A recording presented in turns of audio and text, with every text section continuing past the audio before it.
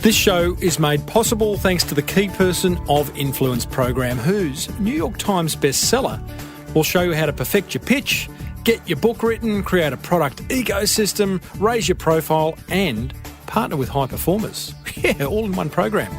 You can get a free hard copy of their wonderful book delivered to your door over at keypersonofinfluence.com/Timbo. And we're also made possible thanks to the very good guys at Cornerstone. If you've got a whole lot of process-driven tasks that you're just not getting done in your business or doing them yourself, then think about getting a virtual assistant through Cornerstone. You can book a discovery call with owner David Warren now on 02 9083 6689.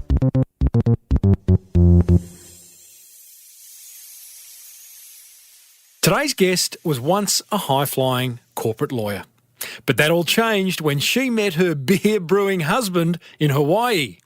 Now they're the proud owners of the award-winning Burleigh Brewing Company on the Gold Coast.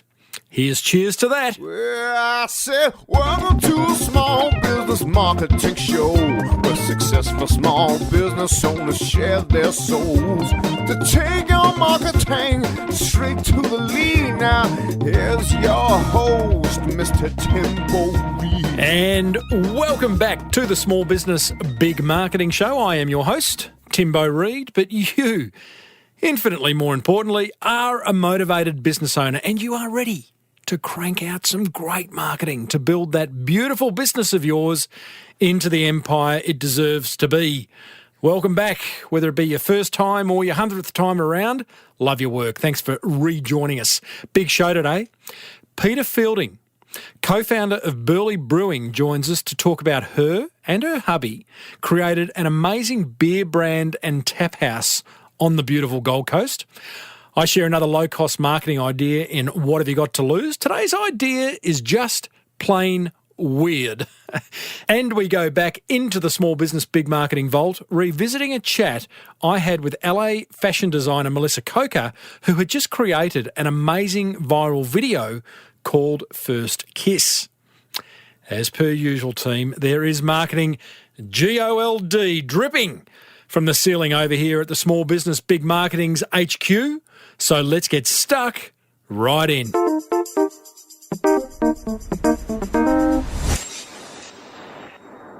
Before we head over and meet Peta Fielding from Burleigh Brewing, just want to remind you I have an outsourcing tour to the Philippines coming up. It's tour number 4. It's happening March 27 to 29 in 2017, and it's an opportunity for you to join me for 3 days in the Philippines as we go and explore all the different outsourcing options available to your business so you can reduce your costs and create more freedom in both your business and personal life. It is mind expanding. Promise you. And you know what they say, the mind once expanded never goes back to its original dimensions, and I'm sure many past tour delegates would agree with that. March 27 to 29, you can find out all the details over at smallbusinessbigmarketing.com/tour. Coming up after this interview, I share another low-cost marketing idea in What Have You Got to Lose? But first, let's meet today's successful business owner. Now, how's this for a recipe for success? You cross a surf-loving Hawaiian young gun brewmaster with a Gold Coast girl who detoured through a career in corporate law while dreaming of creating a very special business. And you get the inspiration for one of Australia's leading boutique breweries. That Gold Coast girl is Peta Fielding, and the brewery is the Burleigh Brewing Company, a highly awarded brewery based in an industrial estate out the back of Burleigh Heads. I first came across Burleigh Brewing when emceeing an event there a few months ago. It's basically a very big tin shed where the beer is both brewed and served. Yeah, there's a tap house on site. Standing at the bar amongst all the plant and equipment, you can choose from 10 very tasty brews with names like My Wife's Bitter and the Hasselhoff. Got to love a brewery with a sense of humour. Everything about Burleigh Brewing reeks of perfection and a wonderful attention to detail. So that's exactly what I interrogate Peta about during this chat. I started off by asking her why she left her job as a high-flying corporate lawyer. Who said it was high-flying? Yeah, there's a massive assumption there, isn't there? Actually, it was pretty high-flying in many ways for a young, 20-something-year-old. Look, being a lawyer was always, for me, a step towards what I really wanted to do. And what I really wanted to do was create a really special business. And so I knew that, studying law was probably going to give me some great skills that would come in handy. And I knew practicing law for a little while also would obviously help kind of consolidate all the learning and put me in a few sticky situations to talk my way out of and all that kind of stuff. And it was a great, great learning environment for, what I now do in running a business. That's interesting. And I don't think you're not the first lawyer to sort of have that idea in mind. Many don't want to spend their life in a courtroom. They, want to go off and create their own. Did you have an idea back then what that special business might be? I had no clue, and to be honest, I didn't care. I knew what it was going to feel like. I just had this I could taste it, Really? In terms of what it was. Yeah, I really could, and I didn't care whether it was shoes or aeroplanes or beer or, whatever it was. I wasn't, some people are really good at doing something and they turn that into a business, making things or whatever it might be, or even, go out and practice law on their own, I suppose. That's a business. But I didn't care. I just kind of had this always switched on sense of opportunity spotting, and not in terms of like a quick path to riches type of opportunity, but I just knew that if I just kept gathering the skills and being open, at some point it would become clear what it was going to be. Describe the feeling. Wow, I don't even know if I can voice it, but I knew that I wanted to have a business that left a mark, if you like. And it sounds really lofty, and obviously go on, be lofty. That a global world beater or anything like that. It wasn't about size or scale, but it was about what it would feel like to work there, what we would. The impact we'd have on the community around us. Very much a local Australian focus for me was hugely important. So just kind of all little bits of elements like that. Was there any part of it that, you're working in corporate, was there any part that you just wanted to escape the cubicle, or it was bigger than that? No, it wasn't that. The only sense I ever had of that was the law firm I worked in was in the Stock Exchange building in Melbourne. There's the high-flying bit for you. But and it had a revolving glass door at the front, and there was one day... and a glass ceiling. Well, it was when I was really... One of these opportunities had come along. I had an opportunity to take up a scholarship to do an MBA in America, and it was that day of... Is this one of the steps I should be taking? Yep. And I walked into that door and circled around, and I thought, you know what, I don't want to be doing this circle for the rest of my life, kind of thing. Jump. Nice. So that's when I took the opportunity. Yeah, that's the only time I really ever had that feeling. I love it. You're a very visual, emotional person, aren't you? I am. Yes. Yeah. The revolving door. I'm not going through that again. Hey, what about the feeling? So you went through that revolving door one last time, Pretty much, yeah. but you headed over to Hawaii to do an MBA. So you weren't going to start a business at that point. No, because I still didn't know what And to be fair, I was still very young. I was in my mid-20s. Not that stops people, of course, starting businesses, but I didn't yet know what I wanted to do. And so, went over to Hawaii. It was at the time kind of studying Can I just say, Hawaii and MBA don't seem really to go together. Does it? No. So just to explain, there was kind of a bit of science behind it. Of course. I had studied Japanese. I had lived in Japan while I was going to university for a year. That was kind of my other passion. Mm-hmm. And there is a program, I'm sure it still exists in Hawaii, that was an Asia-Pacific MBA program. And pretty much one person from 12 different Asia-Pacific countries get to go in each class, and it's a 1-year full-time program. And so it was a pretty unique, specialised and well-regarded program for that specific type of stuff. And so that was really the reason for going there. That's where it was offered. But, you know, I was pretty happy about, if I had to study it, doing it in Hawaii. It was pretty cool. And as a part of that, we had to do an internship in Japan at the end of it. So it was a really specialised program. Yeah, sounds really hard. And so you are at a party one night in Hawaii. When I was meant to be studying. Okay, meant to be studying, and in walks hubby, or future hubby, Brennan. Yes. Is that what happened? Pretty much. I was standing there talking to the host of the party, who I knew reasonably well, but I was kind of there through friends of friends. And so you're sort of a plus two. Pretty much, yeah. Brennan walked in, and so I really didn't know. I just stood back and watched what happened, and kind of put two and two together. Clearly what had been happening, the host of the party had just recently started to do some home brewing, and this person who had just entered the room was clearly somebody who he wanted to impress with his brewing and also get some advice about how good it was, and kind of gave a sample. And I watched this guy kind of taste this beer, and I could tell by his look on his face, he just wanted to go, oh, God, that's crap. But he went, Chris, let me tell you how you can improve this. Yeah. And I thought, wow, what a cool guy. Yeah. And, that's where it all started. Wow. So you start dating at that point.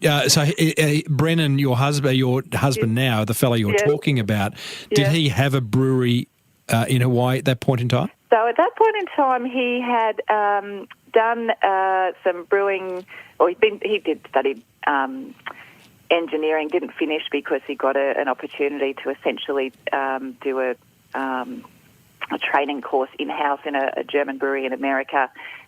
He had done that, and he had come back to Hawaii because a new brewery was opening, and he was the brewer who was going to help them get it open and get it started. Okay.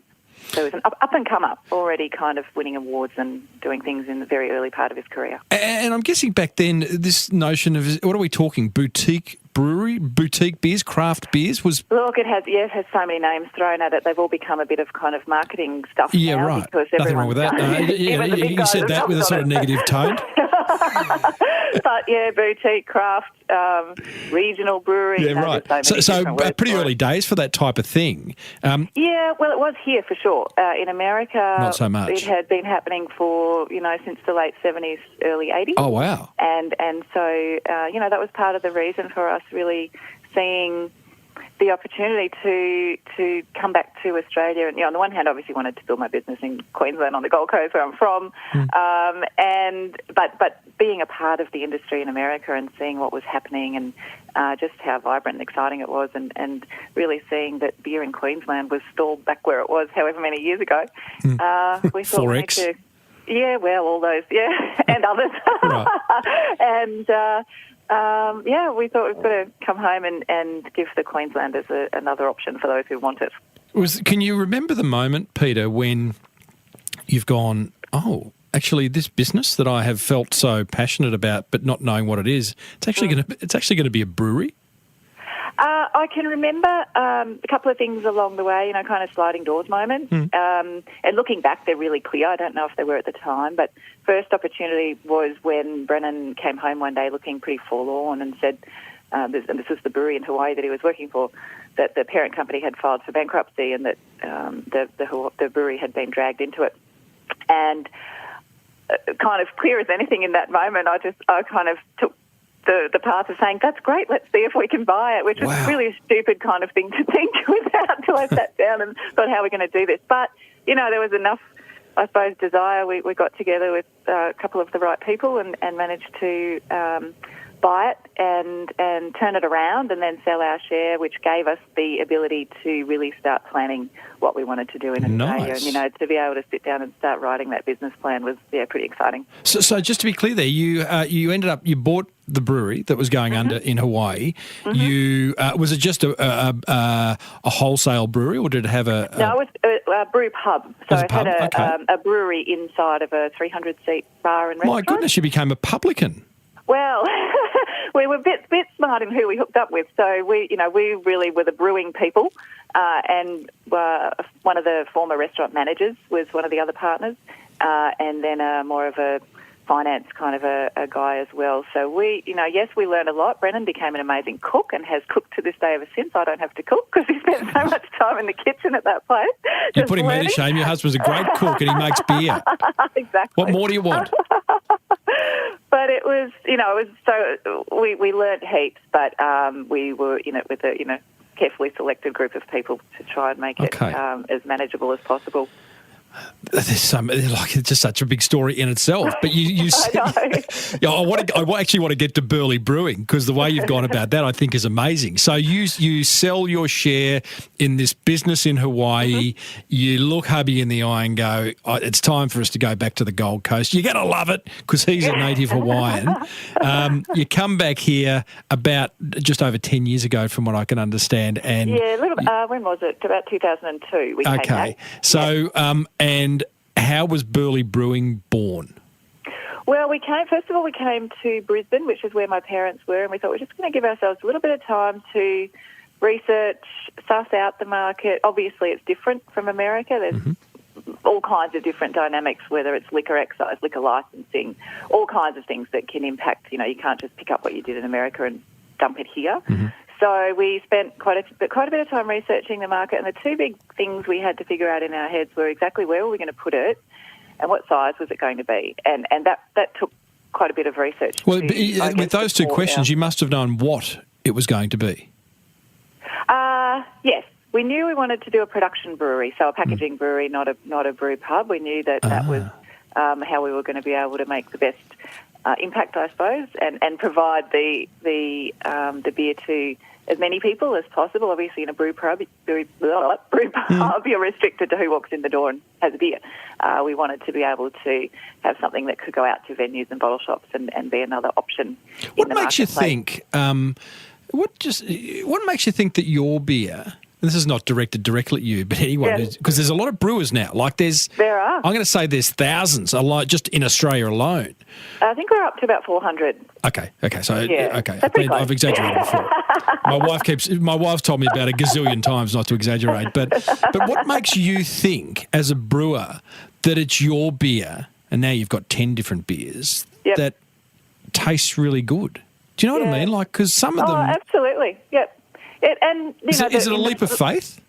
Well, I knew that Brennan made damn good beer. Oh, yeah, biased. That wasn't a problem. He'd already won literally world awards, and right. We knew the quality wasn't a question in terms of his capability. Of course, every time you build a new manufacturing plant, effectively, it's one thing to be a good brewer, but you have to have the facility and everything to be able to produce day in, day out, put it in a bottle, make sure it stays good quality on the shelf. It's a big thing. But in terms of, certainly in those early days of the business, it was literally about providing another choice than, and we never started the brewery to become the biggest beer in Australia or to think that more of the market than not would move to our beer or anything like that. It was just about another choice. And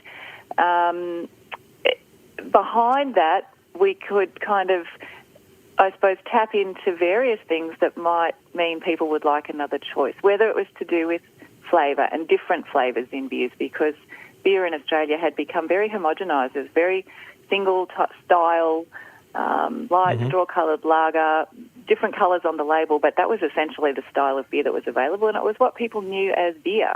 We've met many people over the years who said, I don't drink beer, and we say, try this one, and they go, that doesn't taste like beer, and we say, it was just as much beer as that one, But so there was certainly the flavour side for those who were looking for something new, but there was also about, offering something that was truly locally owned, that was focused in very much on the community, and just a whole lot of other things that, people were into food miles and trying to buy things as close to home as possible, and lots of things that kind of come with the concept of craft, originally craft beer, that is more than just the flavour alone. Of course, the quality has to be there. So you set up this packaging brewery. You're making beer now on the Gold Coast as you wanted to. You But your facility now in at the back of Burleigh, I mean, I just think it's absolutely amazing. Where did, just to describe it, a big, glamorous tin shed full of brewing equipment, a great bar. I want to talk marketing later, but great packaging. Everything, is just right. How did you get to that point? Oh, I'd love to say we just knew exactly what we were doing and, started to do it. There's been a lot of, not so much trial and error, but we had to work things out along the way.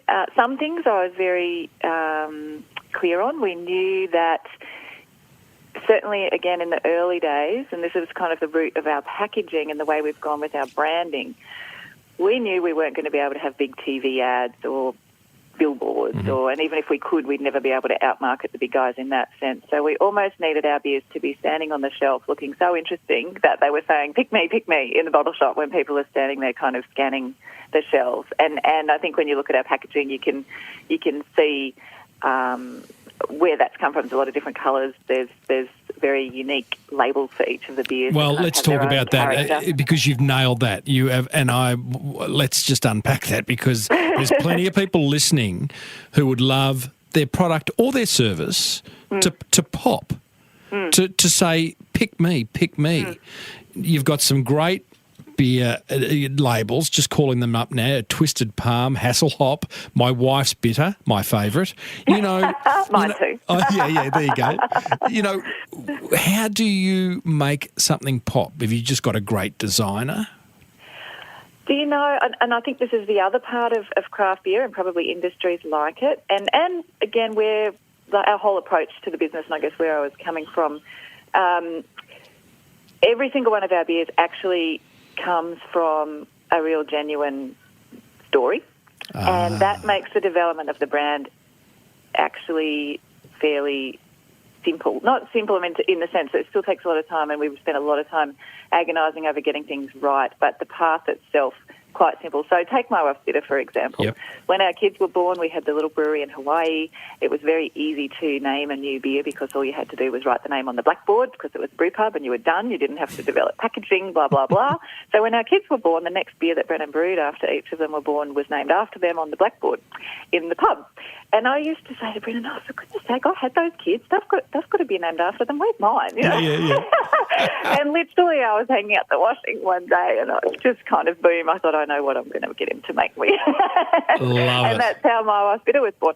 And so, but then of course, when it came to the label, we said to the designer, okay, it's called My Wife's Bitter, but you know what? There's nothing bitter about it. It's actually fun and we don't want kind of a skull and crossbones with crossed rolling pins or something on the on the label. We wanted to tell a different story. So that's kind of how that one evolved. We have one called 28 Pale Ale, which is we had read a story about this perfect 28-day swell on the Gold Coast in the 70s at Burleigh Heads, and we didn't know whether it was true. We didn't want to use it if it wasn't true. So we spent a lot of time researching, getting in touch with old surfers. They probably won't like me calling them old, but they're like the original core crew when the first kind of world tour was starting, all those things.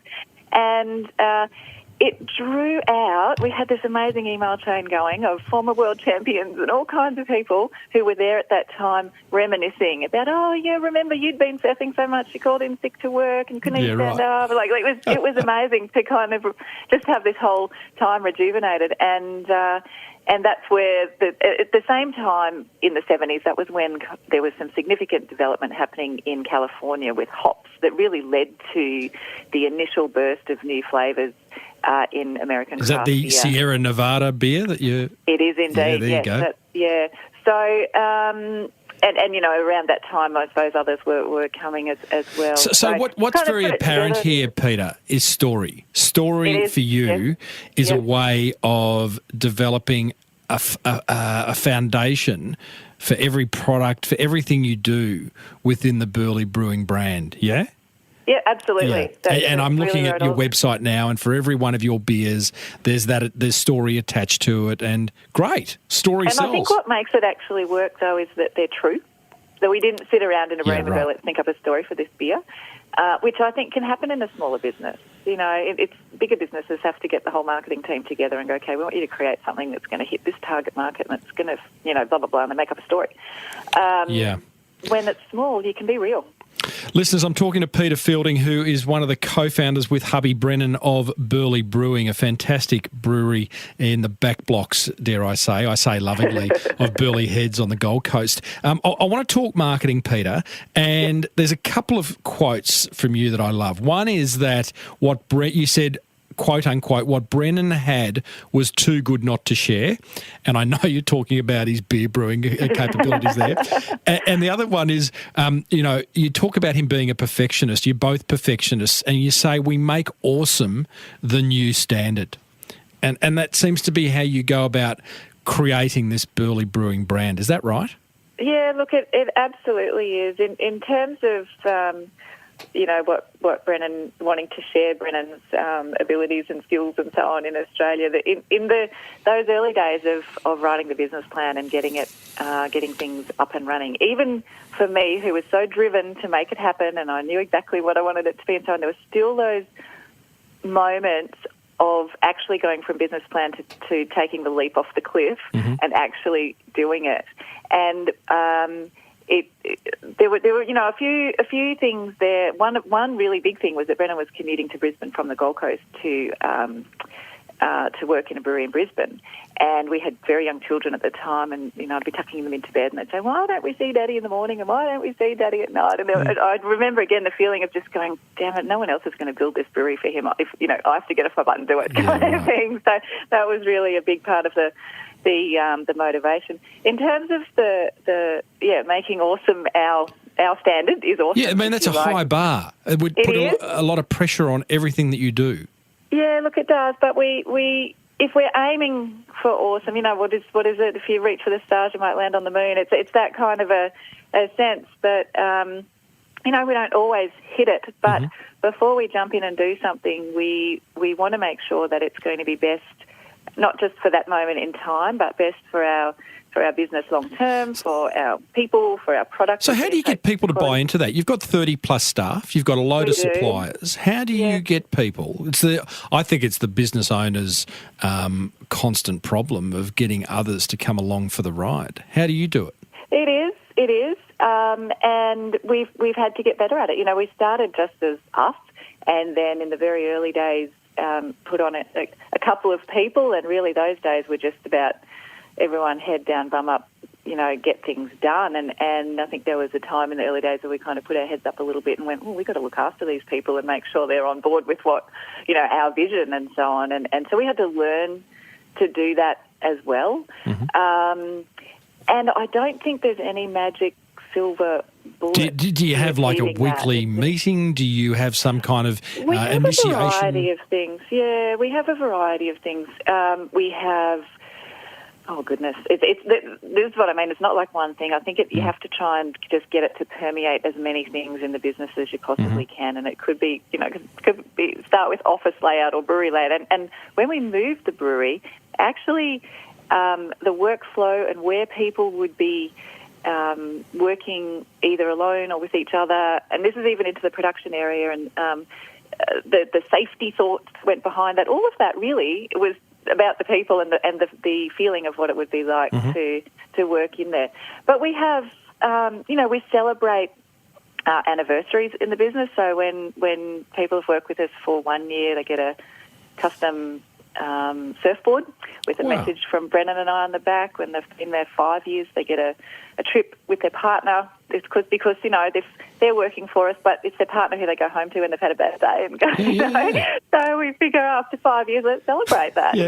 That's a couple of the the really identifiable things that Love we it. do. I imagine the brand that you've built, you're not finding it hard to attract good people. I imagine they're coming to you. That was a real, I don't even know, not if it's a surprise, but it constantly amazes me that people do get in touch even when we're not advertising, just saying, I want to work for your brand. And you just think, wow, because when you're in the thick of it every day, going hard work, you don't really have a sense of what you're putting out there. But what a great acid test for you to sit back and go, we have created something that is now a draw card, that is a magnet. It's awesome. Yeah. Awesome. Yeah, it really is. Yeah. You can choose. I mean, people are one of the greatest problems. Businesses without people would be fantastic, but that's not going to happen. So, I mean, one of our kind of stated, I suppose, vision statements, if you like, is to be the brewery that other brewery employees want to work for and have the staff that other breweries wish they could have. There you go. And again, that's kind of our little awesome standard that we try and live up to with our people. What's the hardest part of running Burleigh Brewing? Oh, not drinking the profits. No. So many lines there, not going there. People say, I want to go into business to be my own boss. You go into business and actually you're your own employee. You're the one who has to step up. There's no option. You kind of, what I learnt very quickly after starting the business and starting to employ a few people was actually what I created was a really big responsibility. And it's a responsibility I take very seriously, that I don't want to employ someone if I have to even contemplate, making them redundant or I really want to make decisions that are that aren't putting anyone's jobs at risk. Or, I've got this responsibility now. They've put their faith in me. They've said, yep, we'll come and work with you and help build your dream. And so I have a responsibility back to them. And I think in some ways, it's a heavy burden and it's constant.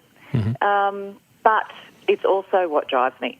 And so it's the hardest and the best part of doing what I do. Yeah, love it. Yeah, well, you exactly. I mean, it's a wonderful problem to have, really, isn't it? If you've got that many people relying on you and obviously loving. When I was at Burleigh Brewing a few months ago, the staff was so into what they were doing. I think it was quite a large function. There was about 5 or 6 staff behind the bar, and again, it's what attracted me to get into contact with you was that I don't know. There was just this. I just noticed this palpable love of the product, the pride in serving that product, the pride in standing behind that bar and looking out. I know I'm blowing your trumpet, but I'm loving hearing it because as I say, it's really hard to feel what you're putting out there. Well, I just think, it's interesting as a marketing guy, and I encourage your business owners to look out for these things when they are in other businesses. I mean, look at brands that you love buying from and ask, why do you love buying from them? And it'll be something around what they've done, whether it's the customer service or the customer experience, or maybe it's as simplistic as the visual branding, but all these things add up. That's to creating loyalty. All the sum of the parts. Yeah, totally. What's the best marketing? You talk a lot about community impact and local area. What's the best local area marketing that you do?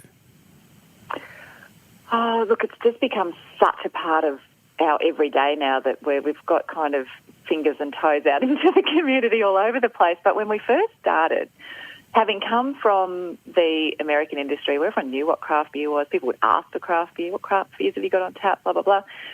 We opened up in Burleigh and it took a year to get the place ready, get the equipment in, get the brewing started. It was a long lead time. Opened the doors and expected the stampede and, no one was there. Yeah. And people didn't really know whether they heard the word brewing and they'd say, oh, are you making coffee? Or, and we just realised we've got a big mountain to climb here because, first of all, people don't know that a choice is even an option. Did you panic? First of all, we need to make people realise they have a choice. I don't think panic's the right word, but it focused us. Brennan and I were out in bottle shops doing beer tastings, and I'd call him and I'd say, we couldn't give away free beer. That's how bad it was. I'd call him and say, how many people have you convinced to try it? Oh, wow. It was crazy. So we realised pretty quickly that if we didn't get out there and kind of support and I suppose respect and honour the community that we wanted to operate in, why should they turn around and pay any attention to us? And so from that very first day, really. The first thing we thought that we could do that was achievable, that wouldn't cost a fortune, was once a month open the doors to the brewery. I'd get behind the bar. Brennan would cook sausages on the barbecue, and all the money would go to a local community group or city club or a charity or whatever. And that's just how we started to engage with people and do it by, I guess, giving, what do they say, paying it forward. Yeah, kind of right. thing. And that has grown into just an amazing program. It's upwards of, I don't know, $140,000 or something we've given through sausages. Yeah, right. It's evolved. We still do it to this day just because we love it. Well, Bunnings do that very well too, and it puts a... Yeah, we have better sausages. I'll tell you what, that would be hard. I've cooked a few Bunnings sausages for various... To be honest, well, that's the thing. I guess our spin on it was to say to them, and again, this was a hard sell. People were so used to being screwed. They were simply, sometimes people kind of go, oh, no, thanks. We'd say, you don't even have to provide the people to cook the sausages. You just rock up, tell the rest of your teammates that we're doing this for your club tonight, and all the money goes to you. Love it. So tell me, just talking about local area, because you are in the back blocks of an industrial estate, you're not going to have drive-by people. You're not people going past, oh, hang on, there's a brewery, we'll drop in. You just don't. What's the split between your revenues, wholesaling beer? Look, wholesaling is absolutely our core business. Core business, okay. The tap house, as amazing as it is cream, so to speak. It is, and it's more, that's another touch point for people to really come and engage with us, so that when they see our beer on the shelf, hopefully saying, pick me, they're saying, I want to pick you because I've got to know you and, I love it, and that's the beer I want to drink. It is a destination. I had on the show a few months ago one of the girls from Spell and the Gypsy Collective, which is a wonderful fashion label out of Byron Bay. They're doing $20 million online, and that's their bread, and that's where they make their dough. But they have a shop in Byron, which again, it's not on the main drag, but it is a destination for people to come from all over the world. Yes. And I guess that's a bit what you've done with your tap house. Absolutely, and it's as you know, the brewery is very open, so you can sit in the tap house and see the tanks and see the brewing and everything else. Get and tanked. It's Hey, I did. Yeah, well, did you? Don't say that. Very responsible. No.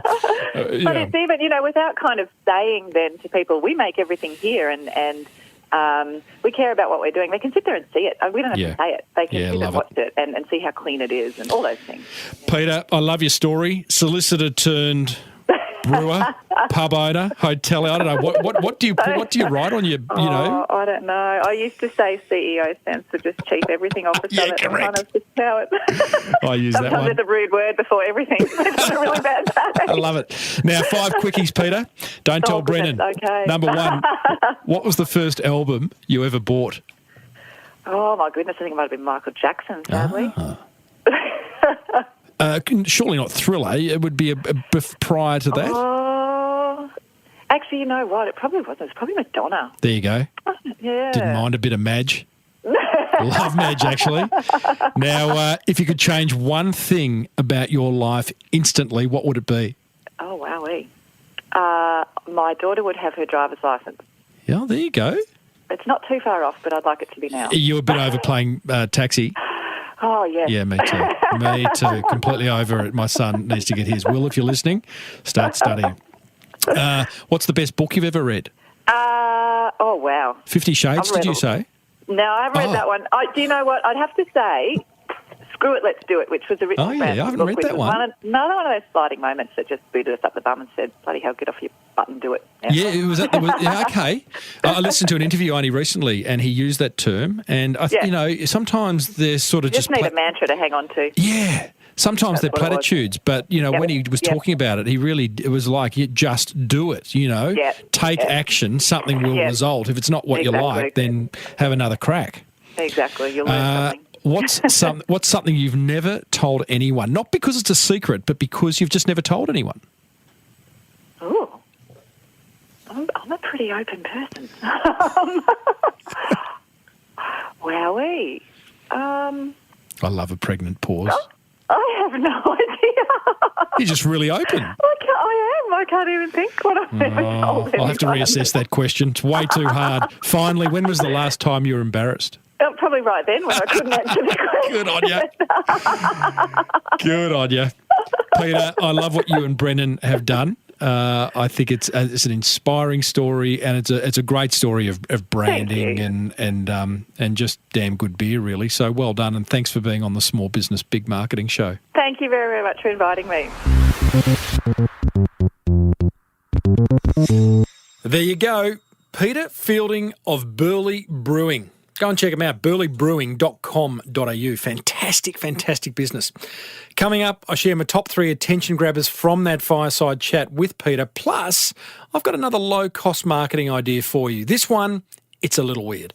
But first, here's a little something to create more freedom in your business.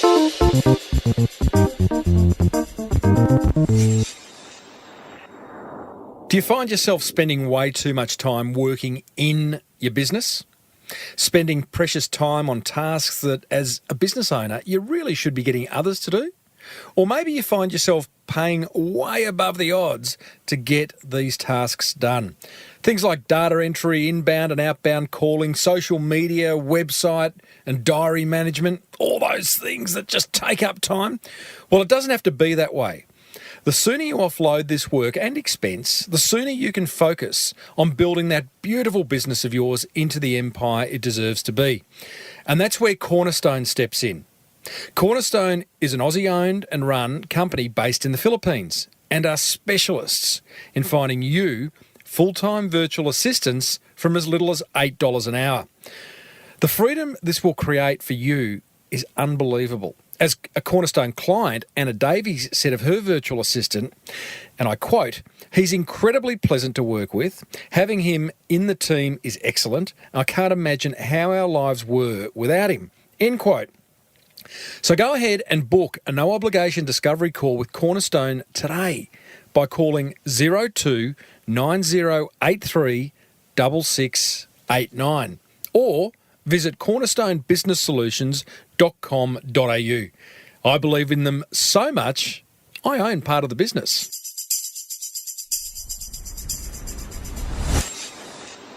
This week saw the launch of an exclusive webinar series for members of the Small Business Big Marketing Club, of which I hope you are one.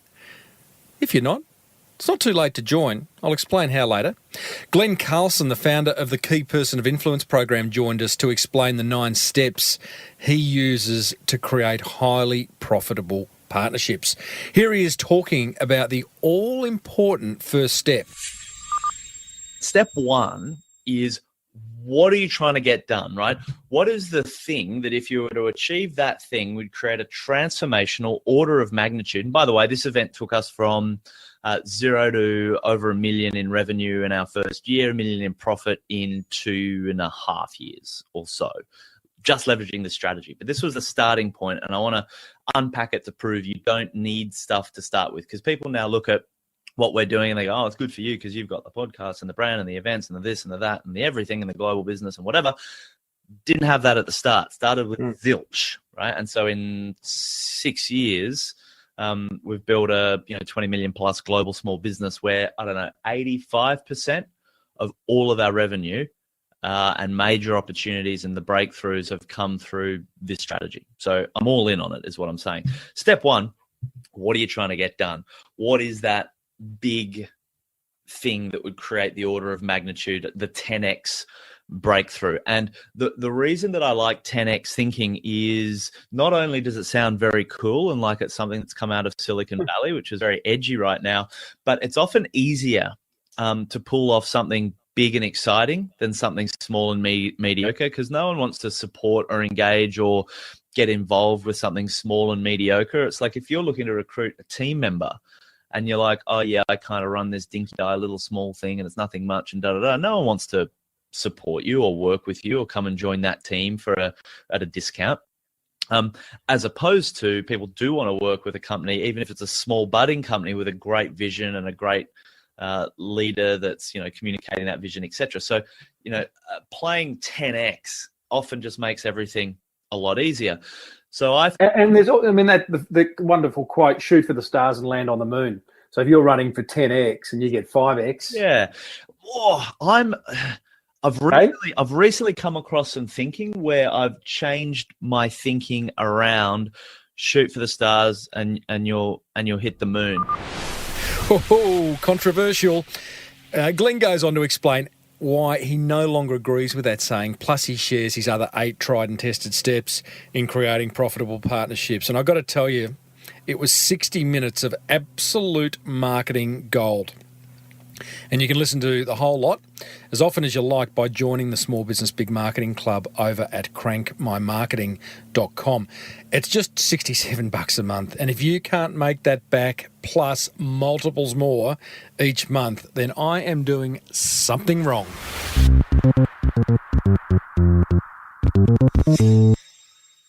Righto, my top 3 attention grabbers thanks to the Key Person of Influence program and Cornerstone. Attention grabber number 1, spend the proper amount of time making your brand or your brands pop, making them stand out in the crowded marketplace in which I'm sure they operate. Head over to burleighbrewing.com.au and check out how Peter has done that with the Burleigh Brewing brand and each of the individual beer brands. Attention grabber number 2, story makes brand development simple. I loved what Peter said about that. If you want to learn more, take a listen to my interview with Dave Musson of Saddleback Leather. I'll put a link in the show notes. He explains exactly how to bring stories to life in your business. And attention grabber number 3, I love this one. Celebrate staff anniversaries, right? Celebrate the little wins and the big wins. We do that all the time inside the Small Business Big Marketing Forum. But I love celebrating staff anniversaries as well. What grabbed your attention? Head over to smallbusinessbigmarketing.com/353 and let me know. What have you got to lose? Oh yeah. It's that time of the show for one simple yet effective marketing idea that you can implement right now. One that won't cost you a fortune and that might just generate you more awareness, more inquiry, and ultimately more sales. Ka-ching! I call today's idea the Let's Get Weird marketing campaign. Now, as the business owner, you have to constantly be thinking of new and creative ways to get the word out about that beautiful business of yours. And sometimes being a little weird can pay off big time. So if you're not afraid to think outside the square every now and then in order to build brand buzz and get in front of more prospects, then my Let's Be Weird marketing campaign is perfect for you. Here's my 3 steps to getting a little weird in your marketing. Step 1. Think about a campaign you could launch to promote your business that some might find a little weird or out of the ordinary. To get an idea of what I mean, take a listen to my interviews with LA fashion designer Melissa Coker, who created a video of strangers wearing her clothes and kissing for the first time. Yeah, it's weird. Or takeaway food franchisee Arthur Greeno, who loves nothing more than breaking Guinness World Records to get his business noted. #weird. Step 2. Decide on the weird campaign you want to move forward with. Your goal should be to come up with an idea that gets people's attention but also does a fair job of promoting your business. And it should make you feel a little bit scared, a little bit uncomfortable. Step 3. Do some pre-promotion leading up to the launch of your weird marketing campaign. Package it up and release it to the world. And here's my pro tip. Try documenting the campaign on video and posting it to YouTube so that it has a long afterlife. As always, there'll be links in the show notes to any resources over at smallbusinessbigmarketing.com/353, including links to those 2 interviews I mentioned earlier.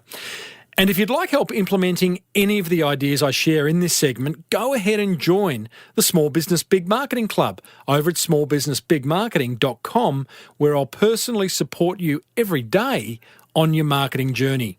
So, what have you got to lose?